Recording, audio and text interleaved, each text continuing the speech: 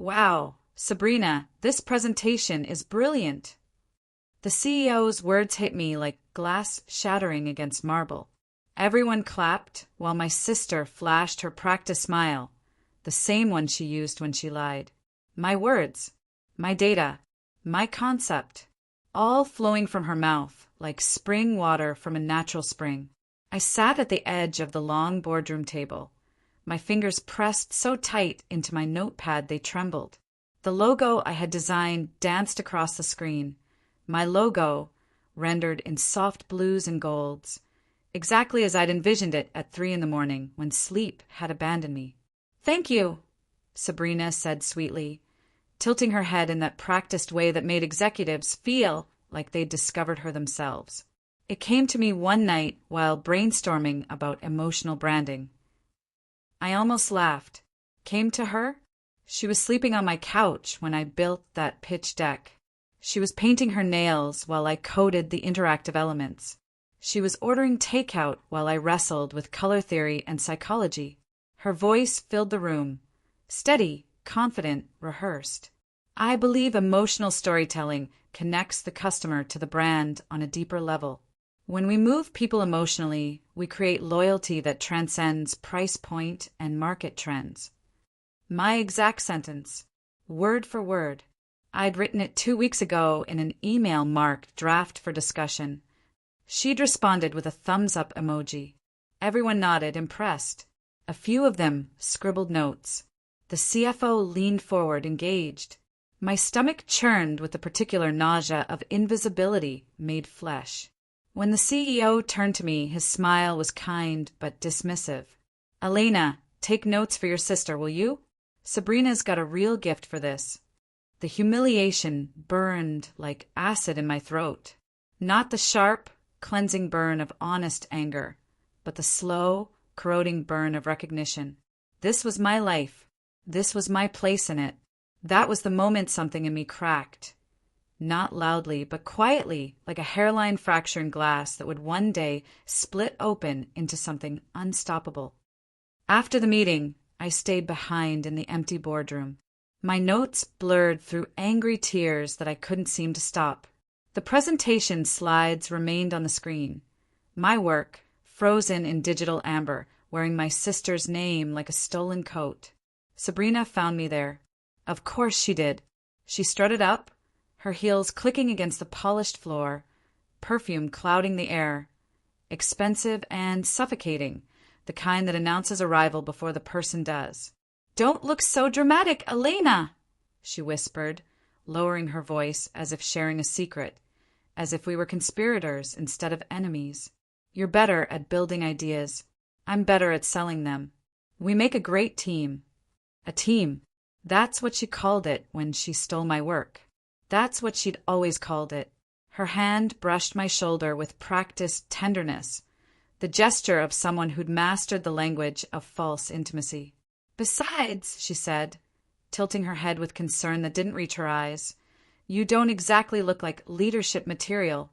I'm just polishing what you start. Isn't that fair?" Fair. I could feel the heat climbing my neck, the room spinning between rage and disbelief and something worse, the understanding that she truly believed what she was saying. To Sabrina, this wasn't theft.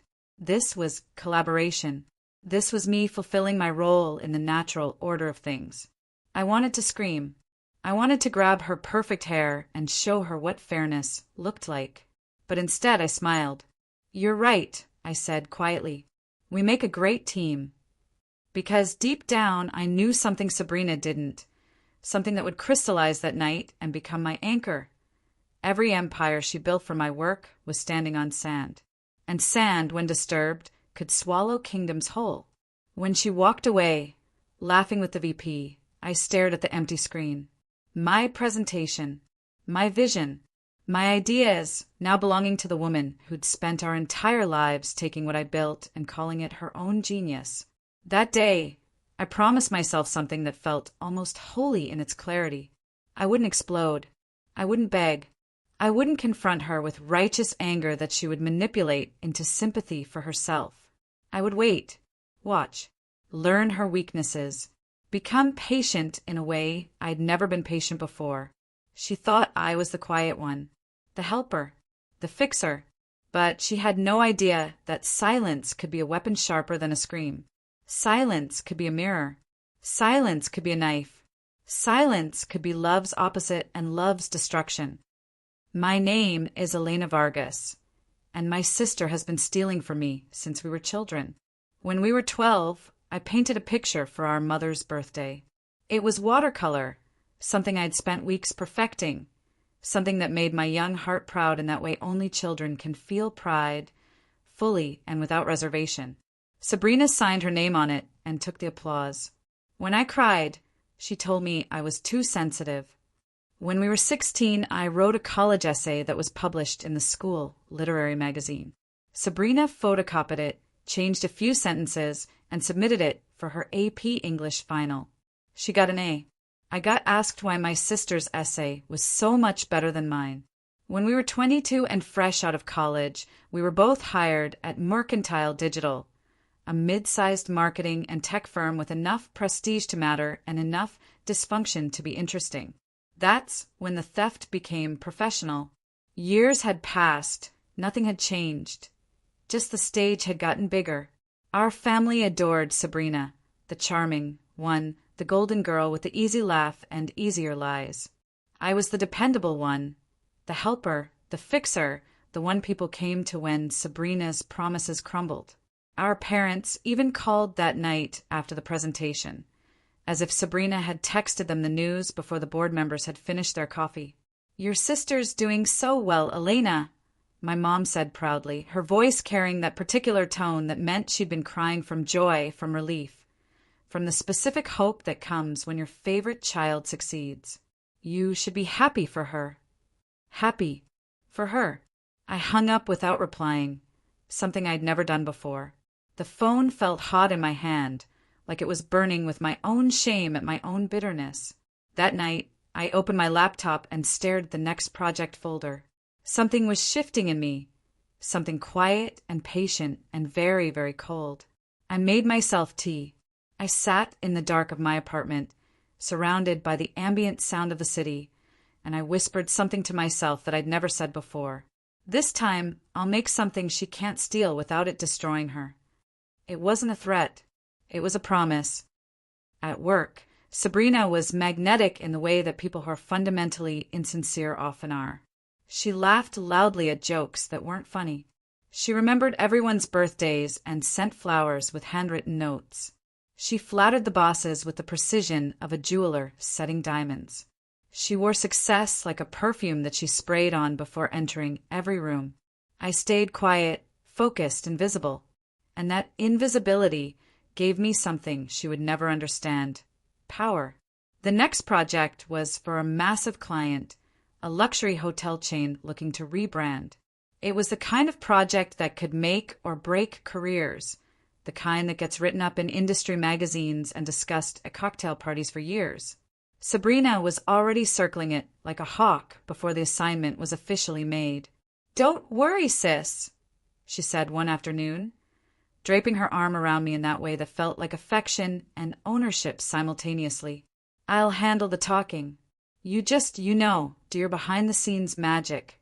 She meant do all the work. "Sure," I said and smiled. "Whatever you need." She smirked, thinking she'd won again.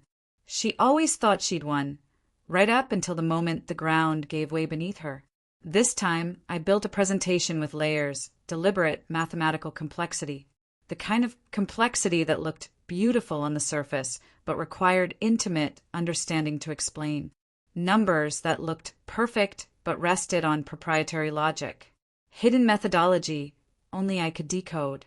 Algorithms that only the architect could repair. Every slide was my quiet rebellion. Every layer of data was a test. Every carefully crafted element was a question with only one answer. Who actually built this? While she practiced her fake smiles in the mirror and practiced her delivery in front of the bathroom door, I worked in silence. In the evenings, after everyone had left. In the early mornings, before the office filled with noise. In my apartment on weekends, designing her potential downfall pixel by pixel. It wasn't sabotage, I told myself. Not yet. It was just complexity. It was just beauty. It was just me building something true. When I finally handed her the finished file, she smiled sweetly. You're a lifesaver, Elena. I smiled back, my tone soft but steady. I know. And I did know. I was her lifeline. I was also the knife at her throat. She just didn't understand the difference yet. The pitch day arrived like a storm rolling in from distant mountains, inevitable and electric with potential energy. Sabrina strutted into the conference room in her tailored white blazer, flawless curls bouncing with each step, looking like she'd been born in boardrooms and raised by marketing executives. I followed quietly with my laptop, unnoticed as always, a shadow with a pulse. Everyone ready? The CEO asked, settling into his leather chair with the air of someone about to be entertained. Sabrina nodded confidently, her smile sharp enough to cut glass. Ready to show you something beautiful, she said. She launched into my slides again. Same rhythm, same stolen sentences. For the first 5 minutes, it worked perfectly. People nodded. She glowed. The CEO leaned forward, engaged. Then came the data section. A pause. Her eyes flickered. Another pause, longer this time. Could you explain this part? The CFO asked, pointing to a slide that showed the engagement model. How did you arrive at these numbers? Sabrina blinked. Her hand moved to her hair, a nervous gesture she didn't even know she had. Oh, that's the emotional conversion metric. She trailed off, searching for words that weren't there. I watched her unravel, gracefully at first, then completely. Her hands trembled slightly. Her voice cracked on a word she tried to recover from. The color rose in her cheeks, not the rosy glow of confidence, but the red heat of panic. The room grew silent. I could feel the shift, like the moment before lightning strikes, that particular quality of waiting that has weight and dimension. Finally, the CEO turned to me.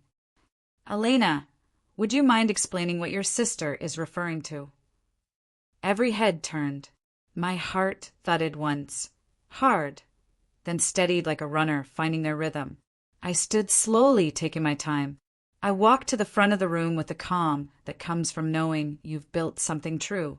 My calm felt like power, not aggressive power, but the quiet power of someone who knows exactly where they stand. Of course, I said softly, opening my laptop. I'd be happy to walk you through the methodology. And I did. I explained every layer, every number, every decision. I showed them the logic that made it work, the logic that only existed in my mind until I'd built it into code and data and visual form. Sabrina sat frozen in her chair, smile half stuck on her face like a photograph that had begun to fade. When I finished, the CFO nodded slowly. That's impressive work. The CEO studied me with new eyes. You built this, Elena? Yes, sir, I said simply. From concept through execution. In that moment, watching Sabrina's smile falter, watching the understanding dawn in the eyes around the room, I realized this was only the beginning of something I wasn't sure I could stop, even if I wanted to. The meeting ended in polite confusion. People whispered as they filed out, avoiding Sabrina's eyes like she'd become contagious with failure. She sat frozen in her chair, smile half stuck on her face, hands clenched so tightly under the table that her knuckles turned white. When the CEO thanked me for clarifying the data, his tone had shifted. There was something new in it, recognition perhaps, or respect. It felt unfamiliar on my skin, like trying on a coat that had been made for someone else. I gathered my notes in silence, moving slowly, deliberately. I didn't gloat. I didn't say anything. I just organized my papers and prepared to leave. Sabrina caught up to me in the hallway, her heels clicking sharp and fast against the marble floor. "What the hell was that?" she hissed, her perfect voice shaking with something that wasn't quite anger yet, but was moving toward it like a storm gathering force. "What was what?" I said evenly, not stopping, not turning. "You embarrassed me." Her voice dropped to a whisper that was somehow more terrifying than a scream. In front of everyone. In front of the CEO. "I only answer question," I said, continuing toward the elevator. Her nails dug into my folder. "Don't play dumb.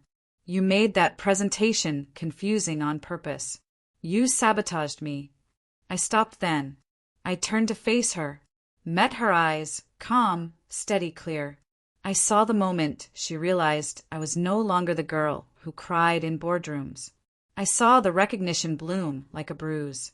"Or maybe," I said quietly, "you shouldn't take credit for work you don't understand." For a moment, the mask slipped completely. Her eyes went cold, mouth tightening into a hard, dangerous smile.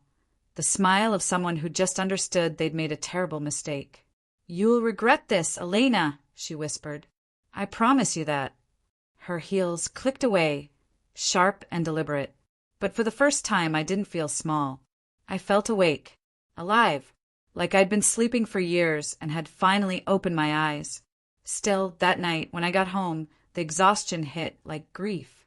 The silence of my apartment felt heavy with new weight. My hands shook as I made tea, watching the steam rise from the cup like questions without answers.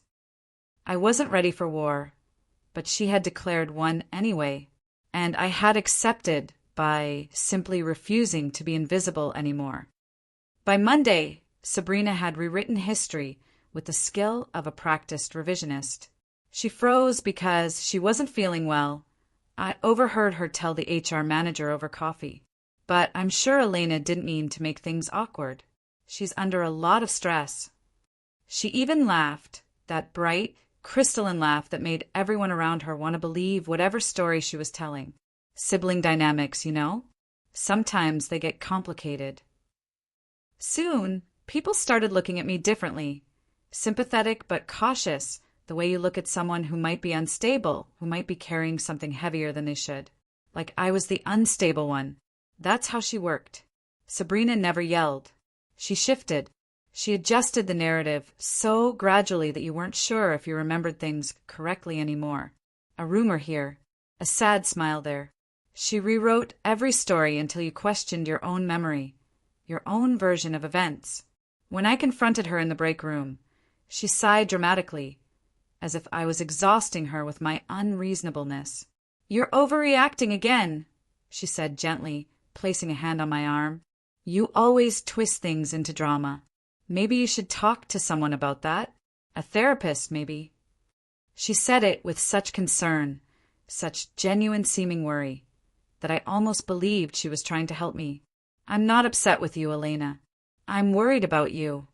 Gaslighting disguised as concern. It was her favorite weapon, the one she'd been perfecting since we were children. That evening, I caught my reflection in the elevator mirror. Dark circles under my eyes, lips pressed tight, hair falling out of its knot. I barely recognized myself.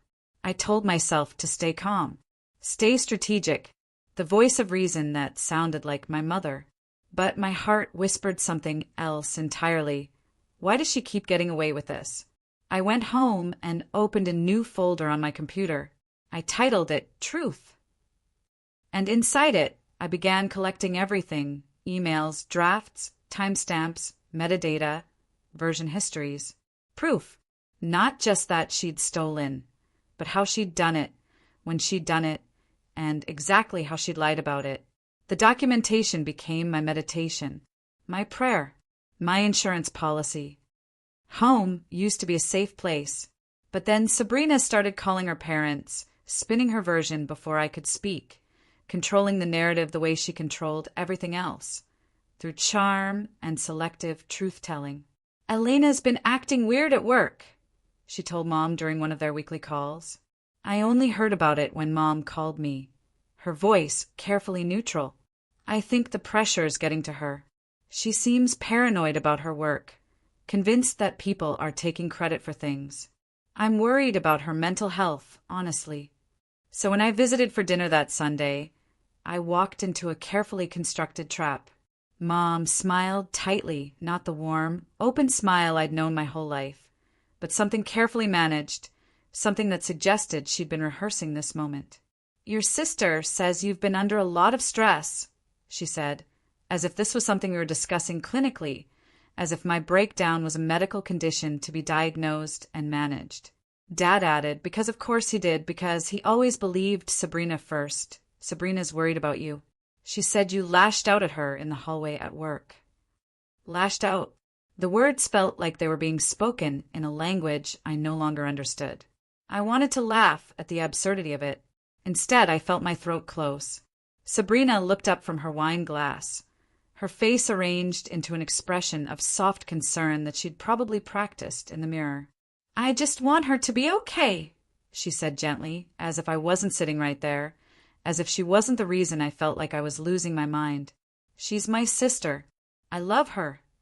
They believed her like they always did, like they were incapable of seeing that she was lying. When we were kids, she'd break something and I'd get blamed for it. She'd eat the last of the cookies, and I'd be the one sent to bed without dessert. She'd tell our parents I'd said something mean, and I'd be the one apologizing for words that had never left my mouth. Nothing had changed. Only the stakes had gotten higher and the audience had grown. I sat there, pushing cold potatoes around my plate, trying not to cry. When I finally stood to leave, the meal suddenly feeling like it was suffocating me. Sabrina hugged me at the door, smiling into my ear in that way that had become her signature move. "You shouldn't make Mom and Dad worry like that," she whispered. "Be careful, Elena. You're starting to sound paranoid. You know that, right? The accusations, the need to prove things, the way you're always keeping score. Those are signs of something. Signs of something. As if I was the problem. As if her theft and my exposure of it were symptoms of my mental illness rather than consequences of her actions." The ride home was silent. Only my pulse filled the car, a drum beating out a rhythm I could feel in my teeth, in my bones.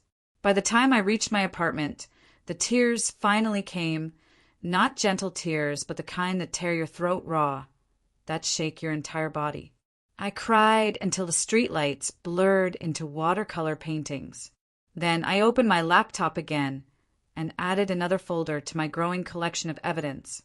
Phase 2, I titled it, and in that folder, I began planning something more strategic than exposure. I began planning her complete, undeniable, incontrovertible destruction. Sabrina's charm was magnetic, but it had blind spots. She thrived on applause, on being seen, on being the center of everyone's attention. So I made myself invisible again, not out of fear this time, but out of strategy. At work, I nodded, smiled, and quietly gathered everything she thought I'd forgotten. Old drafts, edits she'd never understand, project files with my digital fingerprints on every line. I accessed the server logs and backed them up to encrypted cloud storage. I documented dates and times with the precision of a researcher. I took screenshots of conversations and saved them to password-protected folders. Meanwhile, she was too busy basking in her own spotlight. Her laugh carried down the hallway, sharp and bright, a sound that made everyone turn toward her like flowers turning toward the sun. She'd lean on desks, whisper to colleagues, pretending she was mentoring me when really she was just performing her own importance for an invisible audience. "She's really talented," she'd tell the team, gesturing vaguely in my direction. "Just a bit fragile. Emotionally sensitive, you know. She gets overwhelmed easily." The word fragile spread through the office like spilled water, finding every crack in the floor. People started treating me differently. They smiled sympathetically when I walked past. I heard whispers. "She's going through something. She seems depressed. Do you think she should be on medication?" But I wasn't fragile. I was building something she couldn't see, a portfolio of proof and a plan so patient it felt like breathing, like the heartbeat of something that would eventually require an entire operation to stop. One afternoon, I overheard her flirting with the CEO outside his office. Her laugh was sugar-sweet, engineered to sound both confident and vulnerable at the same time. "I'd love to lead the new campaign," she said. "Elena can support me. She's more comfortable in the background, you know? She likes it that way." Support. Background. The words burned like acids in my stomach. But I said nothing. Not yet. Because every empire falls the same way. Slowly at first, then all at once. The crack appears years before the structure collapses. The rot spreads invisibly through the wood long before the building crashes down. I just had to be patient. I had to be strategic. I had to become the quiet hand that guided everything toward the moment of breaking. Weeks passed, and the big campaign launched. Sabrina was officially named project lead. I did the work, the strategy, the research, the creative direction, the late nights and early mornings. She got the credit, the recognition, and the corner office that came with the title. Again. But this time, I was prepared in a way I'd never been before. I built the campaign strategy from scratch. Every metric, every layer of logic, and then I hid small but crucial technical elements that only I could adjust. Nothing harmful, nothing illegal. Just intricate enough that without me, the campaign couldn't survive long-term. The algorithms I created contained elegant backdoors that only I possessed the keys to. The data visualization relied on custom code that wouldn't survive without my intervention. The social media integration had hidden dependencies that would fail if someone tried to modify them without understanding the underlying architecture. It was the digital equivalent of a time bomb with a faulty detonator. It would work beautifully for a while, and then it would fail catastrophically, and everyone would look to the architect for answers. While she practiced her fake smiles and polished her acceptance speeches, I worked in silence. I became a ghost in the machine of her success, the invisible infrastructure holding everything up. When the campaign went live, it was flawless. The clients raved. The metrics exceeded projections. Sabrina preened like a movie star, posing for pictures at the office event, her hand on the CEO's arm, laughing that bright laugh that made everyone around her want to believe in her genius. "You did it again," the CEO said to her, his voice full of admiration and something like relief. The relief of someone who's found a star performer and doesn't have to worry about the actual work anymore. "You've outdone yourself." She smiled, brushing imaginary dust off her sleeve with the careful gesture of someone who'd practiced being perfect in the mirror. "Thank you, sir." Then she turned to me, that same saccharine tone dripping like honey from a poison spoon. "I couldn't have done it without Elena's little details." Little details. I just smiled, because in that moment, as she stood in the spotlight and took credit for work that would eventually reveal itself as her failure, she had no idea those little details would fuse, and I was the one holding the match. I was also the only one who could prevent the explosion. For now. The campaign became the company's biggest success in years. My inbox filled with client feedback, all directed to her. Emails praising Sabrina. Articles featuring Sabrina. Industry recognition going to Sabrina. Every day, I'd hear her laughter echo across the open floor. That rich, hollow sound she used like a weapon, a tool of manipulation disguised as joy. "My sister's a genius," she'd say, wrapping her words in fake humility that made everyone believe she was the real genius for recognizing genius in someone else. I just help her shine. But everyone only heard the first half. "My sister's a genius," and they filled in the rest themselves. And I'm the one smart enough to recognize it, and I'm the one brave enough to share the spotlight. At the team lunch, she gave a little speech. People listened like she was dispensing wisdom rather than stealing it. "To teamwork," she toasted, holding her glass up to the light. "Especially to Elena for keeping me sane." Everyone clapped. My throat tightened. In 3 sentences, she'd made me look like her quiet assistant, her shadow, her support system. She'd turned my work into her emotional labor. Afterward, she leaned close and whispered, so only I could hear. "See, you get to be appreciated without pressure. You should thank me. You should be grateful that I'm willing to share any credit at all." That night, I sat on my couch in the dark, lights off, laptop open, replaying her words in my head. My hands hovered over the keyboard, trembling, angry, empty of everything except certainty. Then an email notification blinked. From Sabrina. Subject line: Be a dear and finalize next week's pitch deck. The CEO wants my magic touch again, winky face. I stared at the message until the screen blurred at the edges. The winking emoji. The assumed obedience. The casual entitlement to my time, my skills, my labor. Something inside me cracked again. Only this time the sound wasn't soft. It was thunder, and I realized I'd been waiting for this exact moment. Sleep became a luxury I couldn't afford and didn't want. Every night, I'd lie awake replaying every moment, her smirk, her words, the way everyone believed her when she lied. I'd wake up before sunrise, my heart pounding like I was still mid-argument with her, still defending myself against accusations I shouldn't have to defend myself against. At work, she kept turning the knife. "You look tired, Elle," she'd say, all gentle concern in front of others, her voice dripping with false worry. "Try not to overwork yourself. I need you sharp." The way she said, "I need you," made me feel owned. Made me feel like property rather than a person. Made me understand, finally, what it meant to have your autonomy stolen piece by piece, day by day, until you no longer remembered what it felt like to belong to yourself. When I missed one meeting because of a migraine so severe I could barely see, she told HR she was worried about my mental state. They called me in for a check-in, all smiles and gentle questions about whether I felt supported, and if I was doing okay. I sat there smiling while they asked me if I thought I might need to take medical leave.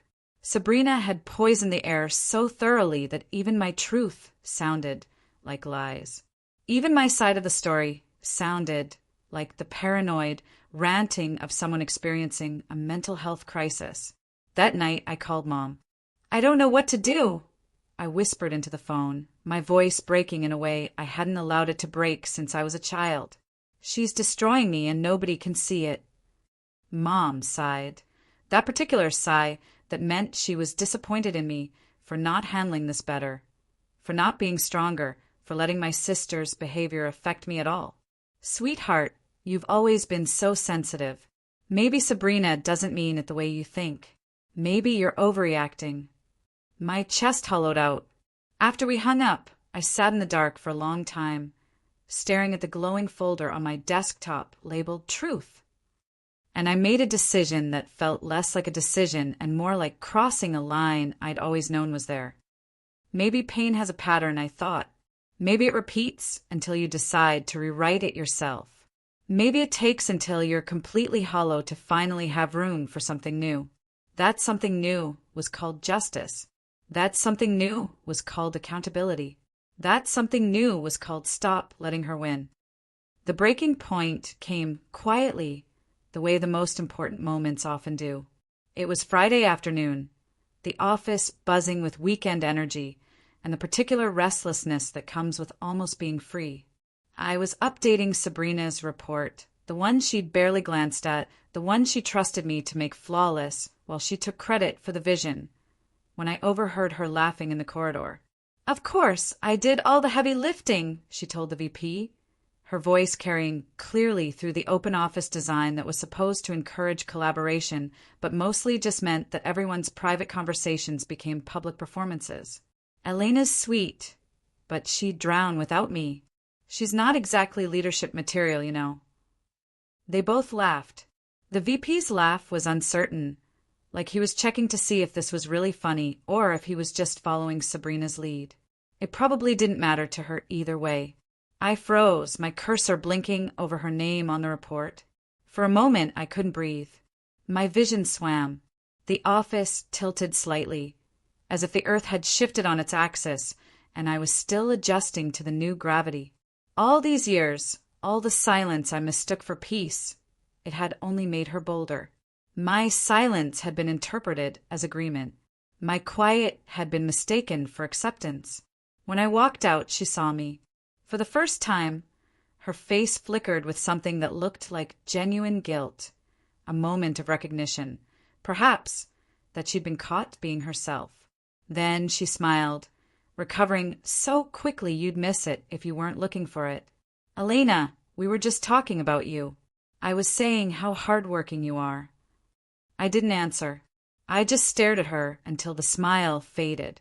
I looked at her the way you might look at something under a microscope, something that was interesting only in the way that bacteria is interesting, as a study in how something so small could cause so much damage. That night, I deleted every draft I'd ever shared with her from our joint folder and replaced them with empty shells. Copies that looked right, with headers and formatting and everything in the right place, but which meant nothing. The data was there, but the logic was corrupted. The structure was sound, but the foundation was rotten. It wasn't revenge yet. It was preparation. It was the equivalent of laying traps for an animal that didn't know it was being hunted. Sabrina sensed the shift before she saw it. At work, I started speaking less, moving differently, quieter, sharper, controlled. The change was subtle enough that most people probably didn't notice, but she did.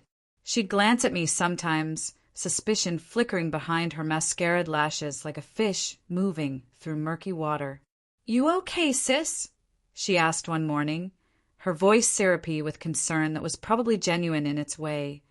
Genuine concern that her perfect plan might be falling apart. "You've been distant."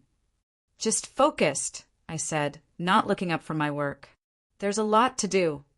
The next week, a new project arrived, a major partnership worth millions, the kind of project that gets talked about at board meetings for years. The CEO said he wanted Sabrina to lead it. He said it with such confidence, such certainty that this was the obvious choice, that she was the only one who could possibly handle something this important. My chest tightened, but I smiled. I smiled the way you smile when you're looking at the pieces on a chessboard and you can already see 5 moves ahead. "Congratulations," I said softly. She leaned close, her perfume overwhelming, her voice dropping to that intimate whisper she used when she wanted to make someone feel like they were conspirators. "Don't worry, Elle. I'll make sure you get some credit this time." I bit the inside of my cheek until I tasted blood. That night, I stayed late at the office after everyone had left. The city lights glowed through the glass walls, the hum of computers the only sound, and I felt more at peace than I had in months. I opened her new project folder on the shared drive, and I began to build it, an elegant trap disguised as a triumph. Every document perfectly formatted, every statistic exactly correct, every methodology soundly reasoned and beautifully presented, until you dug deeper, until you asked the questions that only the creator could answer, until you needed the architect to explain the blueprint. It would take weeks before anyone noticed, but when they did, the blame would lead straight to her, and I would be ready with proof. The morning she presented the project, she looked radiant. Confidence shimmered off her like heat waves rising from summer pavement. She wore a navy blazer that probably cost more than my monthly rent, and her hair fell in those effortless curls that took 2 hours to create. "Ready to watch me work?" she teased as I walked past her desk, that particular smile on her face, the smile that said she knew she'd won again, that said this was just another stepping stone to another inevitable victory. I nodded, my voice calm. "Always." In the boardroom, she spoke with that same flawless rhythm, every lie polished, every gesture deliberate, every pause calculated for maximum effect. The executives hung on her words like she was dispensing secrets of the universe rather than stealing someone else's research. For 15 minutes, she was perfect. Then one of the senior partners frowned. He was older, maybe 50, with the kind of face that had learned to be skeptical of beautiful presentations and easy answers. "Sabrina, can you explain the algorithm behind this engagement model?" he asked, leaning back in his chair. I watched her hesitate. A fraction of a second, but it was there. A pause, a blink, a smile that didn't quite reach her eyes. "Of course," she said lightly, as if the question was boring, as if she'd answered it 1,000 times before. "It's, based on Elena's, our concept. It's relatively straightforward." The senior partner wasn't satisfied. He pressed further, his voice gentle, but his eyes sharp. "What's the retention ratio it predicts?" The silence that followed was long enough to feel physical. It had weight and dimension, and a particular quality of exposure. She laughed nervously. I'd rather let the data team elaborate. Elena, you're better at the technical side. They turned to me. Go ahead, Elena, the CEO said, and I heard in his voice the beginning of understanding, the dawning recognition that something might be wrong here. I stood slowly, my heart steady, my breath level. I'd been waiting for this moment for weeks. I'd practiced for it in my apartment at night, running through scenarios, preparing my words, making sure that when the moment came, I would be ready. Thank you, I said, opening my laptop. The retention ratio is 42.6%, but there's a critical flaw in the model. It's missing a variable in the second calculation phase. Without it, the entire projection collapses. The numbers look good on paper, but the foundation is unsound. I clicked through my slides, my original slides, the ones I'd built from scratch, the ones with dates and timestamps that proved I'd created them. Murmurs filled the room. Sabrina's face drained of color, not gradually, but suddenly, like someone had pulled a plug and all her confidence had drained straight out. When the CEO looked at her, his expression had transformed. It was no longer impressed. It was cautious. It was the look of someone who'd suddenly realized they'd been deceived. Sabrina's hand shook slightly as she gathered her papers, her perfectly manicured fingers trembling. I must have missed that line when I reviewed the document, she whispered. But her eyes found mine, and in them I saw pure fury. Not regret, not shame. Fury. The fury of someone who'd just realized she'd been outmaneuvered by someone she'd thought was beneath her. The first real blow came quietly the morning after the presentation.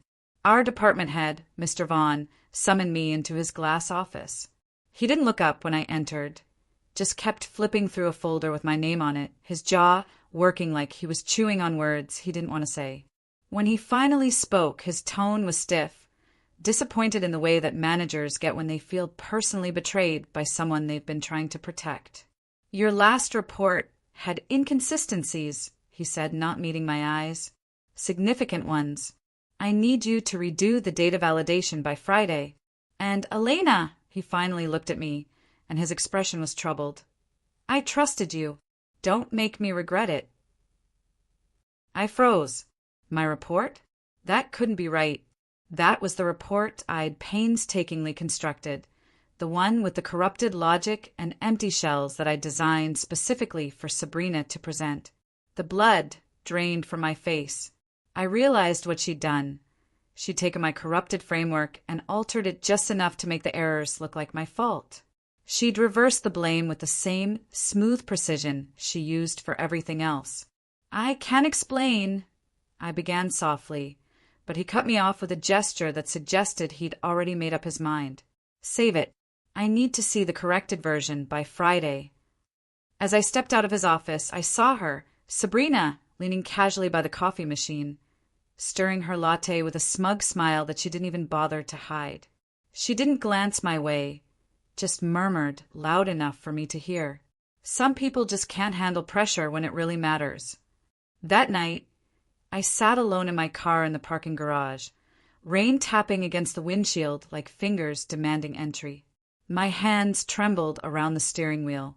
I'd worked nights, skipped holidays, poured my soul into building things that had been stolen and corrupted.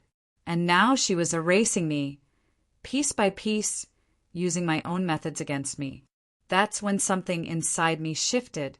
It wasn't anger, not yet, or maybe anger so deep it had transcended the surface and become something else entirely. It was grief, silent and profound, the kind that makes you stop crying because the tears have nowhere left to fall. At home, the walls felt smaller every time I visited.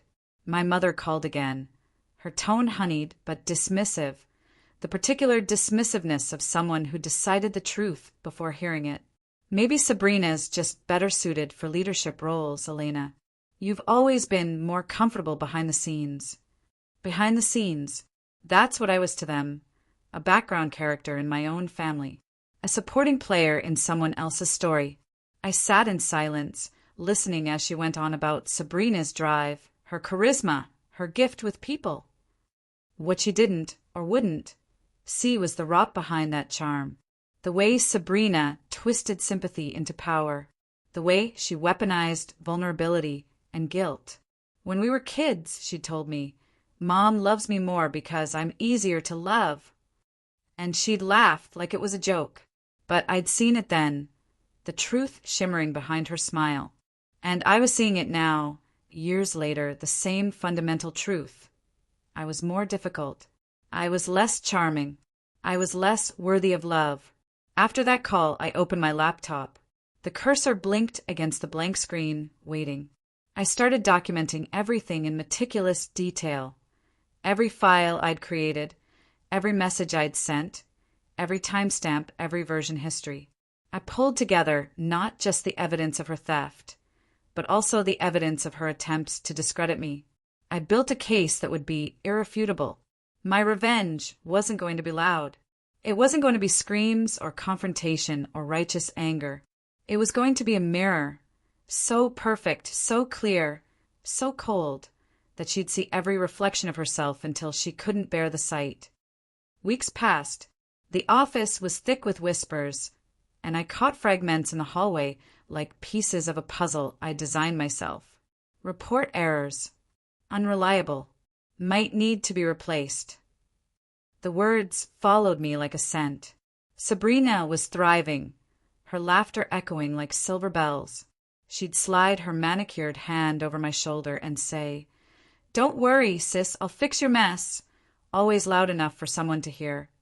Always positioned as the rescuer in the story she was writing about me. But I was no longer reacting to her performances. I was watching, observing, planning. Each night, I stayed late after she'd left, cleaning up the data trails she didn't even realize she was leaving behind. I began redirecting file logs, tracking edits, setting quiet traps in the project's backend. I backed everything up to encrypted servers that only I had access to. I created a paper trail that would lead any investigator directly to the truth. One evening, Mr. Vaughn came by unexpectedly and found me there in the office, surrounded by screens, my fingers moving across keyboards with the focus of someone engaged in something important. He frowned. "You're still here." I smiled faintly, just making sure Sabrina's work runs smoothly, making sure all the details are perfect. He nodded, oblivious to the double meaning in my words. But I saw something flicker in his expression. Curiosity, maybe doubt. A small seed that I could use later, when the time was right.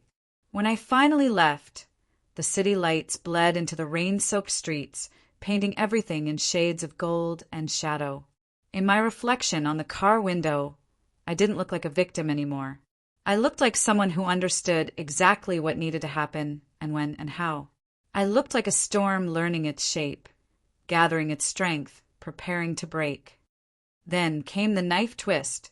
Our project, the one Sabrina had stolen from me, presented as her own, built on the foundation of my work, was shortlisted for a National Innovation Award, the biggest recognition our firm had ever received. And Sabrina was the official nominee.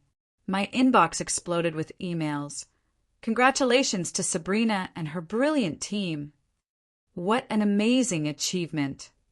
This is the beginning of something special for all of us. I stared at the words until they blurred. My name wasn't even mentioned. Not in the subject line. Not in the body of the email.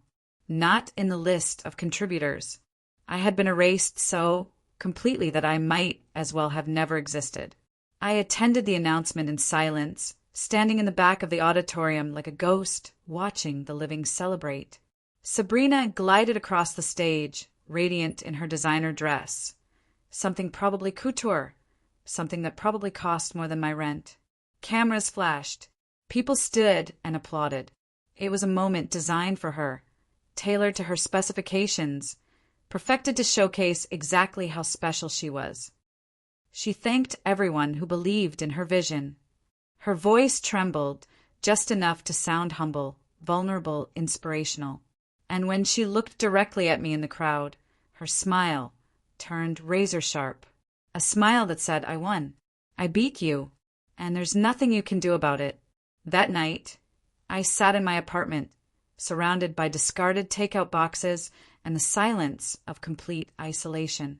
For the first time in years, I screamed, a sound so raw I barely recognized it as my own. It came from somewhere deep, somewhere primal, somewhere that had been waiting years to break free. I had given her everything, my time, my talent, my loyalty, my silence, and she had taken even my name. When I finally stopped shaking, when my throat was raw and my face was wet with tears I didn't remember crying, I looked at the screen again. My evidence was ready. Every file, every timestamp, every note of her theft, meticulously organized, perfectly arranged. Every piece of proof that would prove, beyond any doubt, that she had stolen from me. But I realized in that moment that exposure wasn't enough. Proof wasn't enough. The truth wouldn't be enough. She needed to feel what she'd made me feel. Powerless, invisible, forgotten, erased. The final stage began subtly with a smile. Sabrina had grown reckless, too confident in her lies, too certain that she'd won permanently. I let her. I started feeding her small bits of misleading data. Nothing illegal, nothing that would harm the client, but data that was subtly off. Data that looked plausible but was slightly corrupted. Data that she used in her weekly reports without checking, because why would she? She didn't understand the underlying methodology, so she couldn't recognize when something was wrong. By the third week, her metrics were collapsing. She blamed me in front of the entire team. Her voice sharp with the particular tone of someone betraying someone they decided was beneath them. Elena must have made another mistake, she snapped, eyes flashing with calculated anger. How many times do I have to clean up your work? But Mr. Vaughn looked uncertain this time. Strange, he said slowly, pulling up the analytics logs on his screen. Her accuracy logs show 100% perfect implementation. Every detail is correct. Sabrina's face paled. The blood drained so quickly I thought for a moment she might faint. She stammered something about system errors, but the doubt was planted.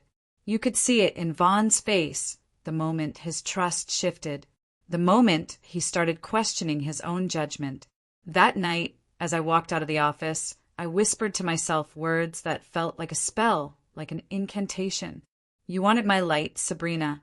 Now you'll drown in its glare. Because the CEO had just announced a private meeting to discuss the award-winning project's unexplained inconsistencies. And I knew that very soon, sooner than she could possibly prepare for, my sister's perfect world would begin to crack from the inside out. The meeting was scheduled for Monday morning. A single email appeared in everyone's inbox. Project audit, mandatory attendance, Sabrina Vargas, Elena Vargas, and executive board. I barely slept that weekend. The air in my apartment felt heavier, thicker, like the world itself was holding its breath, waiting to see what would happen.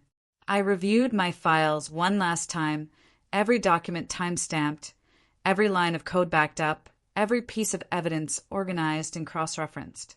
Proof of my creation. Proof of her theft.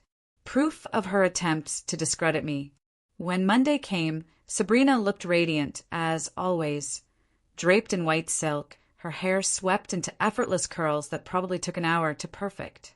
She was wearing her armor, the same way she always did before battle. She hadn't eaten that morning.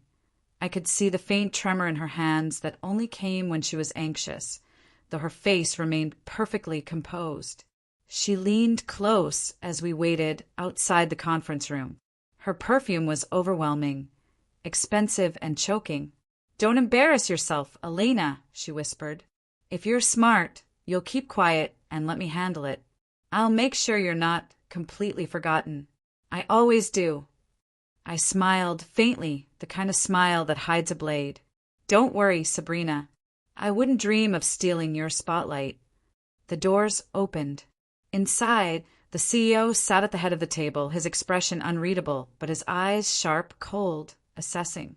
Beside him, a board member, someone from legal, I realized, scrolled through pages on a screen, documents pulling up one after another. The room smelled faintly of coffee and tension, and something else underneath it, the particular scent of impending truth. And just like that, after all these weeks and months and years, the curtains lifted. The CEO started with a calm voice, the kind that always carries danger, the danger of someone in complete control of the narrative. "Ms. Sabrina Vargas," he said, his tone measured and precise, "this project has been selected as a finalist for the National Innovation Award.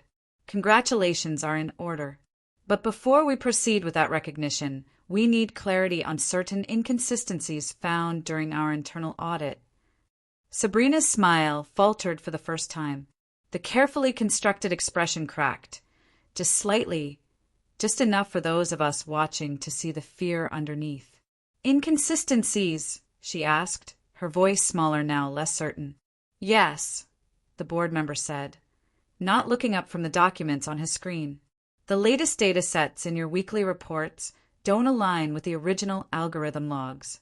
The methodology appears sound, but the actual implementation differs significantly from the documented process. We'd like you to walk us through your process, how you arrived at these numbers, what decisions informed each step, how you tested the variables." Sabrina glanced at me, quick, nervous, before straightening her shoulders, trying to find her balance.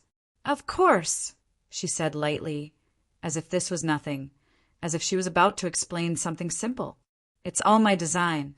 Everything flows from my original vision." For 10 agonizing minutes, she stumbled through technical jargon she barely understood. Words tripped over each other.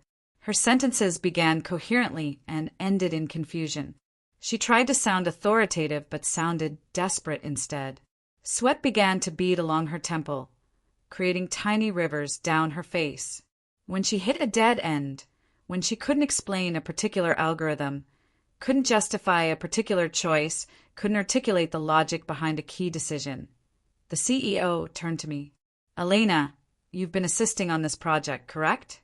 Perhaps you can clarify Ms. Vargas's methodology."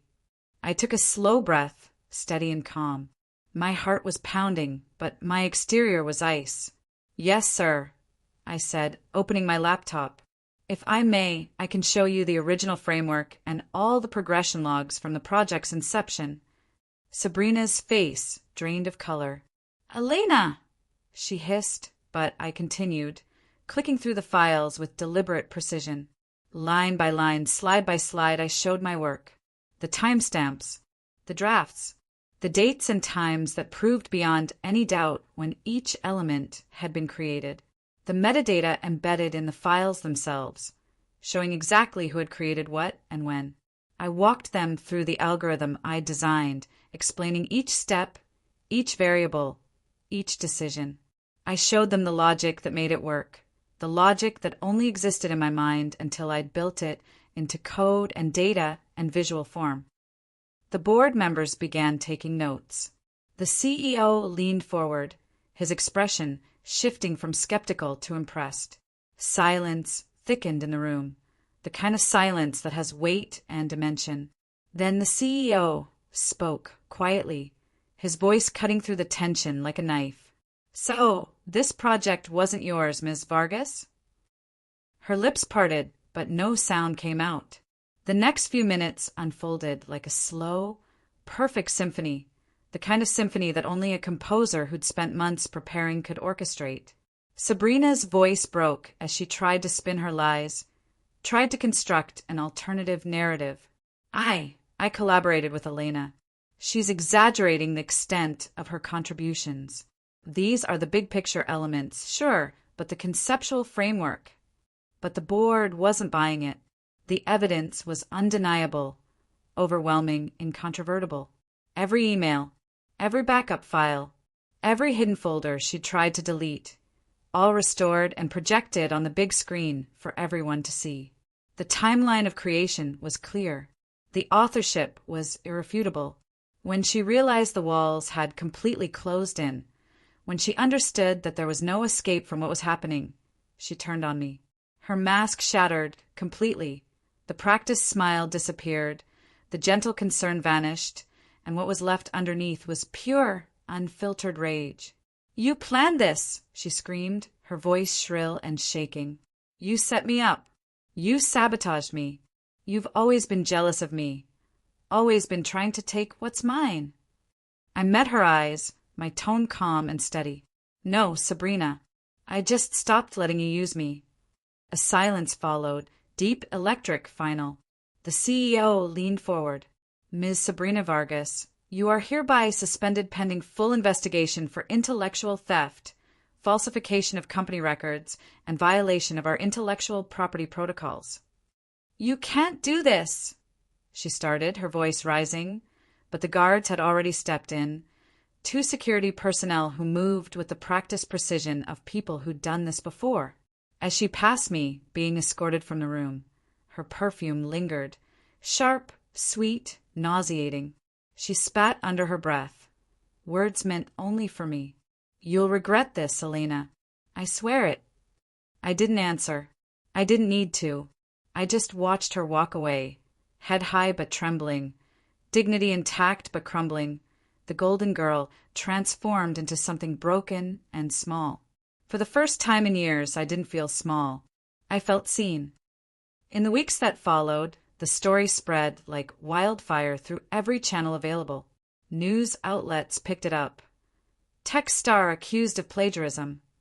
Her polished image, carefully constructed over years, gone overnight. Sponsors withdrew their endorsements. Job offers evaporated. Industry connections suddenly became unavailable. Even our parents' faith cracked. I heard through my mother that they'd questioned Sabrina, that they'd looked at the evidence, that they'd finally understood what I'd been trying to tell them for years. My mother called me one evening, her voice soft and trembling in a way I'd never heard before. "Elena." I didn't know. "She said you agreed. She said it was a partnership."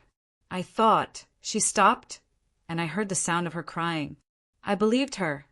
I closed my eyes, exhaustion filling my chest. Not the exhaustion of anger, but the exhaustion of truth finally being acknowledged. "I know you did, Mom." "I'm sorry," she whispered.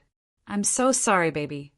I told her I forgave her, not because she deserved it. The damage had been done, the years had been stolen, the pain was real and wouldn't disappear just because she'd finally acknowledged it, but because I needed peace, because I needed to move forward, because I needed to release the anger that had been sustaining me, now that it was no longer needed.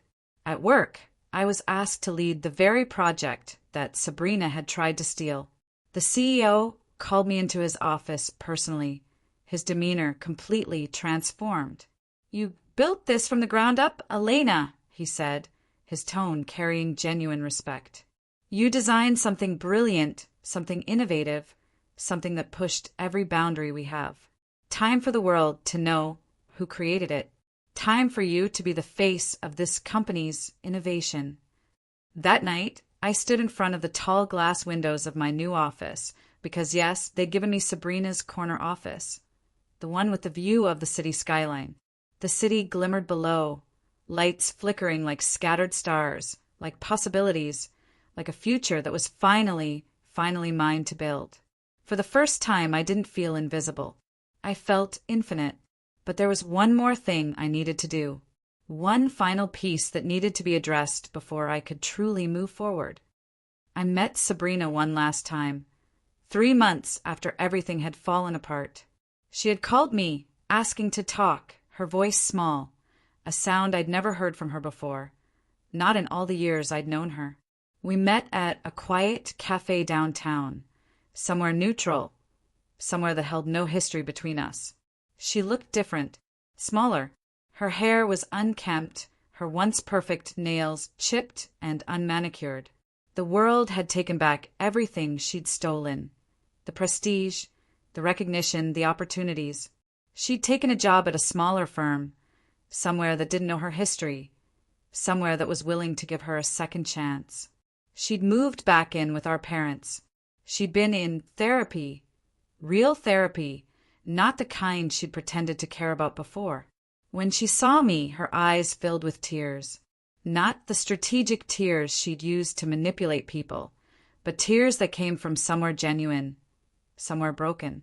"I never meant for it to go that far," she said, and her voice was so small I had to lean close to hear her. "I just wanted to be special. I wanted people to think I was smart, that I mattered, that I was more than just—" She stopped, unable to continue. I studied her for a long moment. The same sister who once whispered, "Mom loves me more because I'm easier to love." The same sister who'd stolen my work, my ideas, my years. The same sister who'd tried to gaslight me into believing I was the problem. I leaned forward, my voice gentle but unshakable. "You could have been special, Sabrina. You could have been extraordinary. You just didn't have to take everything from me to prove it." She looked down, silent. For a long time, neither of us spoke. The cafe hummed around us, the hiss of the espresso machine, the murmur of other conversations, the ambient sound of life continuing. When I stood to leave, she whispered, "You won, Elena." I turned back, meeting her eyes. They were red, swollen from crying, but honest in a way I'd never seen them before. "No, Sabrina," I said quietly. "I survived. There's a difference." Outside, the evening breeze carried the scent of rain and freedom and something like forgiveness. Not forgiveness of what she'd done, but forgiveness of myself for the years I'd spent letting her define my worth. I walked away without looking back, the weight I'd carried for years finally lifting from my chest, feather by feather, breath by breath. Somewhere behind me, I thought I heard her cry my name, but I didn't stop. I didn't turn around. I just kept walking, one foot in front of the other, into the light of the street lamps, into the night, into the rest of my life. For the first time, the story was mine and mine alone. And if anyone had been watching, they might have said what my heart whispered quietly as I disappeared into the light. "That's her. That's Elena Vargas. That's who she was supposed to be all along." The office was different now. I stood in the conference room. My conference room, my name on the door, my vision directing every project that came through our department, and looked at the team I'd built. Not just employees, but collaborators. People who understood the value of every contributor, who credited each other, who celebrated collective success rather than individual advancement. The award had come through. The National Innovation Award, with my name prominently featured. There was a plaque in the lobby now with my photograph and my name and a description of my work. My mother had attended the ceremony. She'd cried, not from disappointment this time, but from genuine pride. She'd hugged me so tightly I could barely breathe, and she'd whispered, "I'm sorry for all the years I didn't see you. I see you now." I saw Sabrina once more, about 6 months after our cafe meeting. She was at an industry conference, presenting work she'd actually done, work that was solid and good and entirely her own. She'd started over, built something real, found a path that didn't require stealing from others. When our eyes met across the room, she nodded, a gesture of acknowledgement, of acceptance, of something that might one day become peace. I nodded back. That night, in my apartment, a bigger apartment now, decorated with things I'd chosen just for myself, not things I'd inherited or compromised on or accepted as good enough, I deleted the folders. Truth. Phase 2. Evidence. All of it gone. I didn't need them anymore. The truth had been told. Justice had been served. And I had moved on. I opened a new folder instead. I titled it Future. And in that folder, I began designing the next big project. Something bold. Something beautiful. Something that was entirely, completely, unmistakably mine. Outside my windows, the city lights glowed. I was no longer invisible. I was no longer small. I was finally exactly who I was supposed to be. And for the first time in my life, that felt like everything. Sometimes the greatest revenge isn't destroying someone's life. It's living yours completely, authentically, without apology. Sometimes the most powerful thing you can do is succeed not despite what was taken from you, but because of everything you discovered about yourself while fighting to get it back. A truth that I, Elena Vargas, learned, one silent, patient, deliberate step at a time. If you've made it this far, you understand. Respect is non-negotiable. Your worth isn't defined by anyone else's seating chart, not by who gets the credit, not by who your family believes first. My story proves that silence can be a weapon and patience can be power. If this resonated with you, share it with someone who's been gaslit into invisibility. Tell them, your silence doesn't make you weak. Your boundaries don't make you difficult. Your survival makes you extraordinary. Subscribe and hit that notification bell for more stories about setting boundaries, finding your worth, and turning humiliation into triumph.